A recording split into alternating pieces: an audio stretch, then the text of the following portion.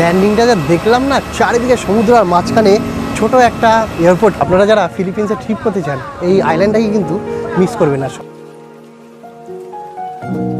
এটায় বসে, এটার নাম হচ্ছে ট্রাইসাইকেল, এটা বসে আমি কোনো শর্টই নিতে পারছি না। চলে আসলাম আমরা ওই ক্যাথিক্ল্যান জেটি ফোর্ট। এখানে এসে আপনাদের প্রথমে করতে হবে রেজিস্ট্রেশন। সেক্ষেত্রে আপনাদের পাসপোর্ট এখানে কিন্তু জমা দিতে হবে, আপনাদের এখানে 150 দিতে হবে, এখানে 300 দিতে হবে, তারপরে ওখানে 50 পেসো দিতে হবে। তো আমার মতে এখানে আসলে খুচরো নিয়ে আসাই ভালো। Thank you. Hello hello. এসে পৌঁছালাম বোরাকে আইল্যান্ড। এই যে হচ্ছে বিচ আর এই যে হচ্ছে আমাদের রিসর্ট। সন্ধ্যা হতে হতেই প্রোগ্রাম কিন্তু শুরু হয়ে গেছে, চারদিকে গান বাজনা, সুন্দর মৌসুম লাগছে জায়গাটা।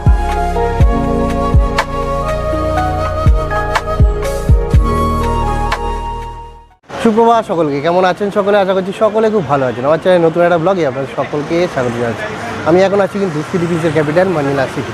আর আজ আমরা এই মানিলা ছেড়ে চলে যাবো হচ্ছে বোরোকে আইল্যান্ডের দিকে। চলুন বেরিয়ে পড়ি। এখন সকাল বাজে 9:30, আমাদের ফ্লাইট রয়েছে ওই 12টার সময়।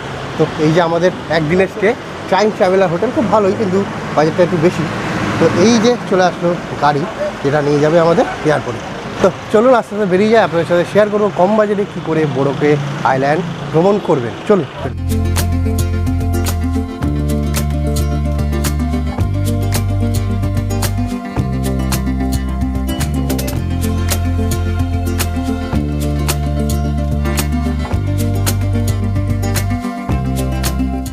চলে আসলাম মানিলা এয়ারপোর্টের টার্মিনাল 2।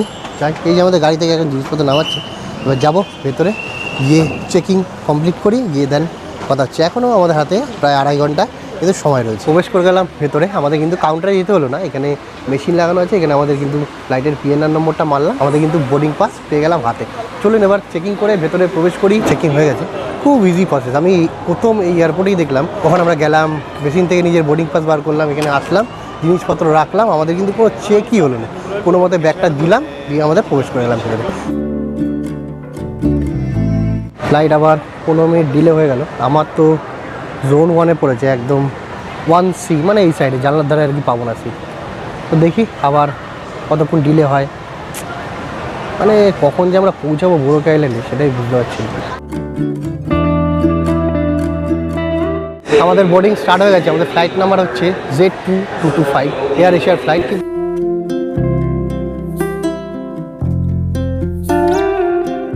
প্রচুর লোক কিন্তু আজকে বোরোকে আইল্যান্ডে যাচ্ছে, কারণ এর আগেও দুটো কিন্তু ফ্লাইট আমরা দেখলাম, প্রচুর ভরে ভরে লোক, মানে ফ্লাইট কিন্তু একদম ফাঁকা নেই।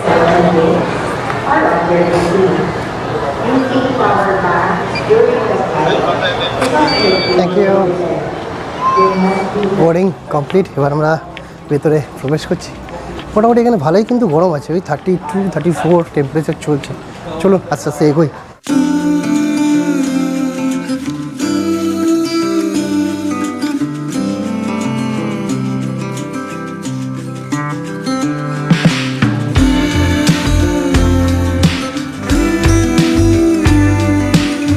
বাইরের ছোটো ছোটো আইল্যান্ডগুলো আমরা দেখতে পাচ্ছি, খুব সুন্দর লাগছে। কিন্তু আর বেশি সময় নেই, আর আধা ঘন্টা লাগবে আমাদের।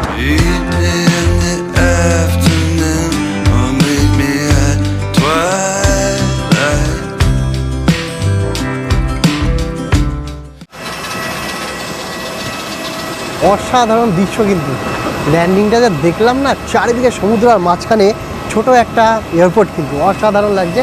চলুন সবাই আসুক, একসাথে আমরা বাইরে বেরোই। কিন্তু ফাটাফাটি দৃশ্য দেখুন, চারিদিকে কিন্তু সমুদ্র আর মাঝখানে ছোট একটা এয়ারপোর্ট।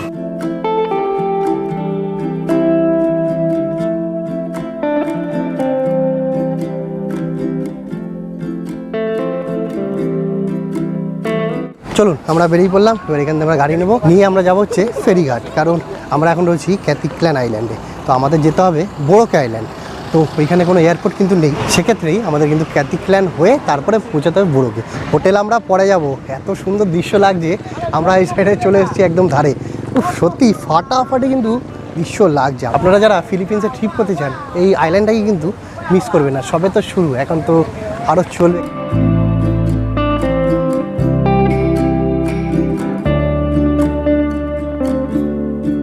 তো আমরা এখান থেকে টিকিট কেটে নিলাম, তো এটা করে যাব। এখন আমরা যাবো কিন্তু ফেরিঘাট, তারপর ওখান থেকে ফেরি নিয়ে তারপরে বোরোকে আইল্যান্ড। চলুন।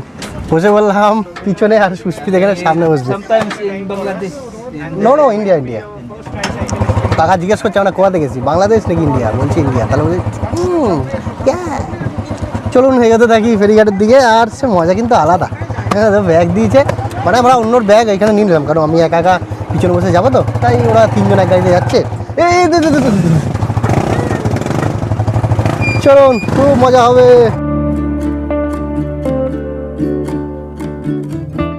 এটায় বসে, এটার নাম হচ্ছে ট্রাইসাইকেল, এটায় বসে আমি কোনো শটই নিতে পারছি না, কারণ কাকা এত স্পিডে চালাচ্ছে বক্সারটাকে, ভাই পিছন থেকে মনে হচ্ছে আমি পড়ে যাবো। কিন্তু ভাই অসাধারণ লাগছে, অসাধারণ। চলে আসলাম আমরা ওই ক্যাথি ক্ল্যান জেটি ফোর্ট। এখানে এবার আমাদের টিকিট কাটতে হবে, কারণ যেতে হবে আমাদের ওই পার। তো চলুন যাই ভেতরে, দেখি কত টাকা করে টিকিট পড়ছে। এখানে এসে আপনাদের প্রথমে করতে হবে রেজিস্ট্রেশন। সেক্ষেত্রে আপনাদের পাসপোর্ট এখানে কিন্তু জমা দিতে হবে, ওরা রেজিস্ট্রেশন করে দেবে। আর যদি আপনারা অনলাইন করতে চান তাহলে ওখানে স্ক্যানার আছে, আপনারা অনলাইন করতেও পারেন।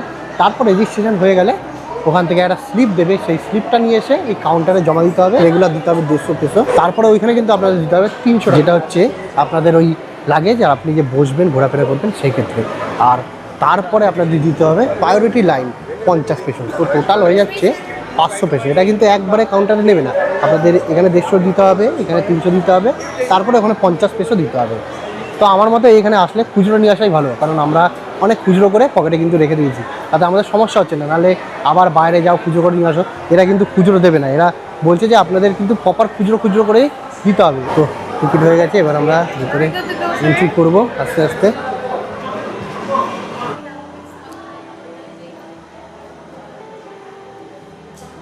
তো ভেতরে প্রবেশ করার পর এখানে কিন্তু আসলাম, এখানে কিন্তু আমাদের বোটে উঠতে হবে। তার আগে আপনাদের এইখানে এসে আপনার নাম, তারপর বয়স, তারপর কোন দেশ থেকে এসছেন সেটা কিন্তু ফিল আপ করতে হবে। ফিল আপ করার পর একটা বড় পাস দেবে, এই যে পাস সবাইকে কিন্তু দিয়ে দিয়েছে, কার কোন নাম্বার,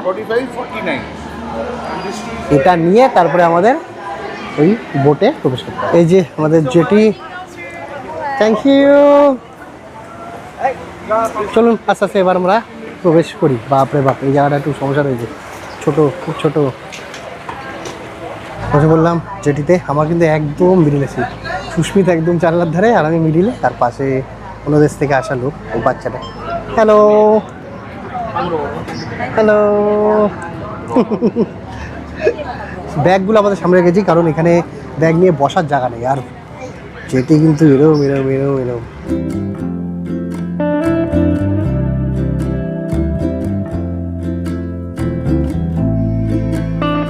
এসে পৌঁছালাম বোরাকে আইল্যান্ড।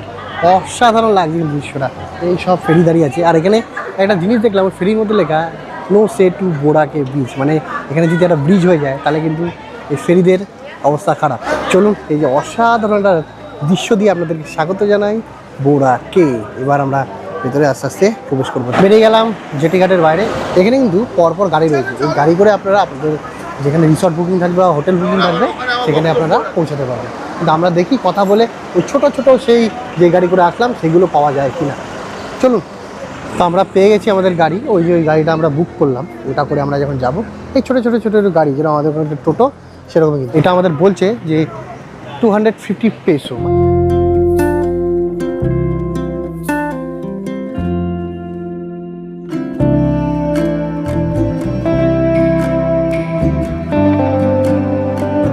আমরা বিচের বারে চলে এসেছি হোটেলে ঢোকার আগে।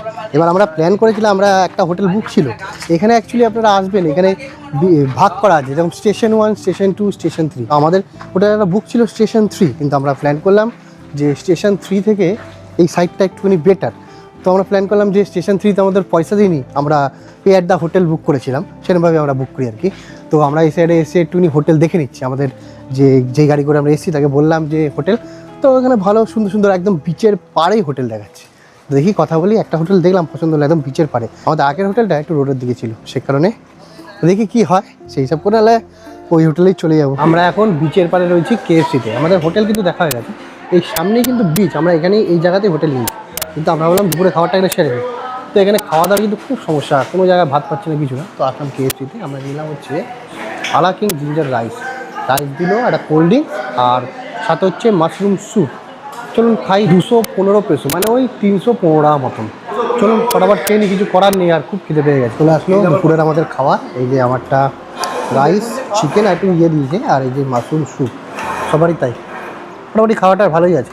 দুপুরের লাঞ্চ কমপ্লিট করে আমরা চলে আসলাম আমাদের হোটেলের সামনে। চলুন আপনার সাথে হোটেলটা শেয়ার করি। আর এই আশেপাশে যা দৃশ্য, খুব সুন্দর লাগছে কিন্তু বিচটা, হোয়াইট স্যান্ড ব্রিজ। এই যে হচ্ছে বিচ, আর এই যে হচ্ছে আমাদের রিসর্ট, সানশাইন রিসর্ট বড়োকে। খুব সুন্দর। আমাদের কিন্তু এই নিচে রুম আছে আর উপরে দুটো রুম আছে। চলুন আপনাদের সাথে আমি শেয়ার করছি। তো এখানে সব কিছু কমপ্লিট হয়ে যায়, দেন আমরা ঢুকবো আমাদের রুমে কিন্তু আজকে রেস্ট হবে না, এখন যাবো, ড্রেসটা চেঞ্জ করবো, তারপরেই বেরিয়ে পড়বো বিচের পাড়ে ঘুরতে আর আপনাদের সাথে শেয়ার করতে। অসাধারণ জায়গা, হোয়াইট ব্রিজ, ফাটাফাটি লাগছে। চলে আসলাম রুমে, একটু গেঞ্জিটা চেঞ্জ করে নিলাম, কারণ প্রচুর গরম কিন্তু বাইরে। চলুন আপনার সাথে আমি রুমটা শেয়ার করি। তো এই যে আমাদের রুম, সুন্দর একটা ডবল বেড, পরিষ্কার পরিচ্ছন্ন। এই যে ওয়াশরুমটা বেশ বড়, স্নান করার জন্য আলাদা জায়গা করা রয়েছে। এখানে একটা টেবিল রয়েছে, টিভি রয়েছে, এখানে একটা আলমারি দিয়েছে হট কেটলি চা কফি খাওয়ার জন্য। আর বাইরেটা হচ্ছে একটা ছোট্ট বেলকনি, এখানে সন্ধ্যাবেলায় চাইলে একটু গল্প করা যাবে। আর বেরোলেই কিন্তু সামনেই বিচ। তো আমাদের এই হোটেলের প্রাইস পড়লো 2500 পেসো, মানে ইন্ডিয়ান রুপিস হচ্ছে ওই 3900 মতন। এটা কিন্তু হচ্ছে সেকশন 2তে। সেকশন 3টা একটু বাইরের দিকে, মানে রাস্তার দিকে হোটেল পাওয়া যেত, সেই জায়গাটা একটু হোটেলের প্রাইসটা একটু কম। সেকশন 2তে একটু বেশি, কারণ বিচের পারে। আর সেকশন 1-এ কিন্তু আরও বেশি। তো আমরা সেকশন 2টাই দেখলাম, বিচের সামনে আছে, সুন্দর মজা করবো। তো যাই, এখন একটু ফ্রেশ হয়ে নিই, তারপর বেরিয়ে পড়ি বিচে মজা করতে। কারণ নীল জল আর সাদা বালির সেই বিচ দেখে আর মন চাইছে না যে ঘরে বসে থাকি। চলুন তাহলে বেরিয়ে বললাম। এখন বাজে 6:10, একটু সন্ধ্যা হয়ে গেছে, কিন্তু এখনকার বাইরের দৃশ্যটা কিন্তু অসাধারণ লাগে। চলুন আমি আপনার সাথে শেয়ার করি বিচের পাড়টা। কারণ অ্যাকচুয়ালি এটা ভুল হয়ে গেছে, আমি বাড়ি থেকে কোনো চপ্পল নিয়ে আসিনি, সে কারণে চপ্পল খুঁজছিলাম। তারপর আমার সুস্মিতার একটা চপ্পল আছে, সেটা পরে আমি আসলাম। ওরা দুজন গেছে বিচের পাড়ে স্নান করতে, কিন্তু আমি ভাবলাম না, সকালে তো স্নান করে এসেছি, সন্ধ্যাবেলা আর স্নান করে কোনো লাভ নেই, তাই একটু বিচের পাড়ে ঘুরি। আর অসাধারণ কিন্তু দৃশ্য চারিদিকে।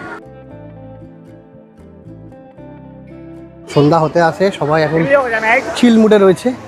চারিদিকে কিন্তু সব ডিস্কো, বার, রেস্টুরেন্ট সব কিন্তু ওপেন, সারাদিনই আর কি খোলা ছিল। আমরা সকালবেলা আসলাম, তো ওই সাইডটা কিন্তু অসাধারণ লাগছে। এখানে আমরা জিজ্ঞেস করলাম যে ছোটো ছোটো এইগুলোতে কত করে ঘুরতে, তো বলছে ওই 500 পেসোতেই আধা ঘন্টা ঘুরাবে। তো আমি ভাবলাম যে কালকে আমরা করবো, কারণ আজকে তো শরীরটা একটু রেস্টের দরকার। সন্ধ্যাবেলা এখন আমরা আসলাম, একটু ঘোরাঘুরি করছি আর কি। তো ঘুরি, সন্ধ্যা হতে হতেই প্রোগ্রাম কিন্তু শুরু হয়ে গেছে, চারদিকে গান বাজনা, সুন্দর মৌসুম লাগছে, জায়গাটা অসাধারণ লাগছে। আমরা আবারও কিন্তু ঘরে গিয়ে আবার একটু ড্রেস চেঞ্জ করে ভালো করে বেরোবো। আশেপাশটা tomorrow okay, take a picture. অনেক রকম রাইড হয় কিন্তু, সে কারণে এখানে বিচের পরে ঘুরলে অনেক লোক ধরবে, কার্ড দেবে। তো আমরা জায়গায় পেয়েছি, তাও এখানে এর কাছেও জেনে নেবো যে কত টাকা পড়ে বা কী বৃত্তান্ত। 800 পেসো, কেউ বলছে 600 পেসো, কেউ বলছে 700 পেসো। এবার চারিদিকটা ঘুরে দেখতে হবে। আমরা যেরকম ফুকেতে করেছিলাম, হং আইল্যান্ড, ফিফি আইল্যান্ড, সেরকমই সকাল 9টার সময় এখান থেকে নিয়ে যাবে। আর দুপুরের লাঞ্চটা কিন্তু ইনক্লুডিং থাকবে। ওই নানা রকম আইল্যান্ড আছে, সেগুলো ঘুরাবে আর কি আমাদের, ওই ছোটো বোট বা জেটি বা ক্রুজ যাই হয় আর কি, তাতে করে ঘুরিয়ে আমাদের এখানে আবার বিকালবেলা এখানে ছেড়ে দেবে। খুব সুন্দর, অসাধারণ লাগছে। আমরা অনেক জায়গায় যেরকম ফুকেত, ক্রাবি ঘুরেছি, কিন্তু সেই জায়গার একটা দৃশ্য আলাদা আর কি। আর এই জায়গাটা কিন্তু একটা আলাদা দৃশ্য, মানে সেরকমও না নাচানাচি, ডিস্কো ফিস্কো, একটা নর্মাল সফট সং চলছে, সব প্লেস আর কি বলা যায়। লোকজন নিজের মতন মজা করছে, ঘুরছে ফিরছে, সময় কাটাচ্ছে, নিজেদের পরিবারের সাথে ঘুরছে, পাশে বসে গল্প করছে, এরকম আর কিছু। তো আমি একা এখন ঘুরছি, কেউ নেই। আর সুস্মিতার রয়েছে আরেকজন যে ছিল, ও দুজন মিলে ওখানে এখন স্নান করছে। তাই ভাবলাম আমি একাই এই জায়গাটাকে একটুখানি ঘুরি, এক্সপ্লোর করি, ভালো করে দেখি, আর আপনার সাথে শেয়ার করি।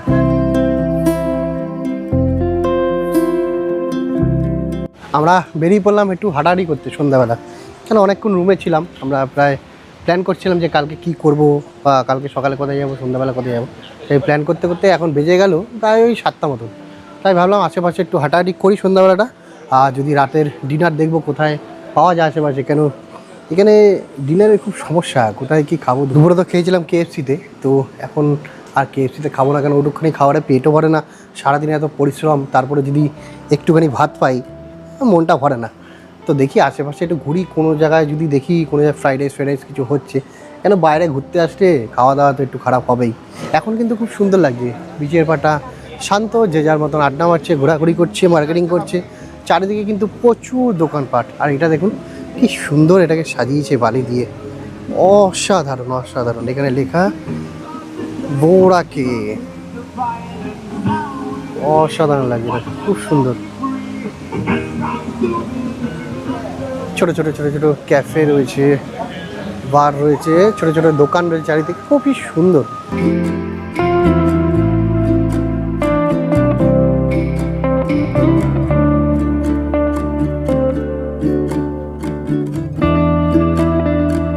আমরা দুজন মিলে প্ল্যান করলাম, মানে সুস্মিত দিকে চলে গেছে, তো আমি আর ওই সোমো ভাই দুজনে প্ল্যান করলাম যে এখানে রেড কোকোনাট বলে কিন্তু একটা ক্যাফে রয়েছে, তো এখানে কিন্তু খুব সুন্দর গান হচ্ছে, সঙ্গীত লাইভ চলছে, তো আমরা ভাবছি এখানে রাত্রে ডিনারটা দুই ভাই মিলে এখানে করে নিই হালকা পাতলা।